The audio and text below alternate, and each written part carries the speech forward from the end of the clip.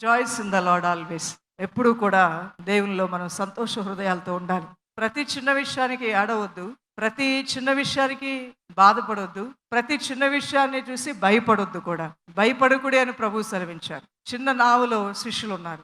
నీళ్ల మీద నడిచొస్తూ ఉండగా యేసు ప్రభువారిని చూసి కూడా వారు ఏదో ఒక పెద్ద ఆకారం మన దగ్గరికి నడిచొస్తుందని భయపడిపోయారు. అలాంటి వాళ్లే దేవుని ఆత్మచేత నింపబడినప్పుడు పిరికి వారు ధైర్యవంతులయ్యారు. వారే యేసు నామములో దెయ్యాలను వెళ్ళగొట్టారు. అందువలన మనలో ఉన్నవాడు లోకంలో ఉన్నవాడి కన్నా గొప్పవాడు. మరి కొంతమందికి మరణ భయం, భవిష్యత్తు భయం. భయము వలన కీడు కలుగుతుంది. భయం అనేది జీవితానికి మంచిది కాదు. మంచి భవిష్యత్తు అందరికీ ఆయన సిద్ధపరిచాడు. 10 దినాలే శ్రమ.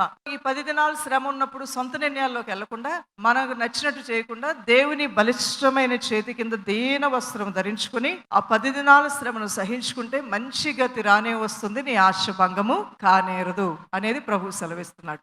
Rejoice in the lord always. ఎప్పుడూ కూడా దేవునిలో మనం సంతోష హృదయాలతో ఉండాలి. ప్రతి చిన్న విషయానికి ఏడవద్దు. ప్రతి చిన్న విషయానికి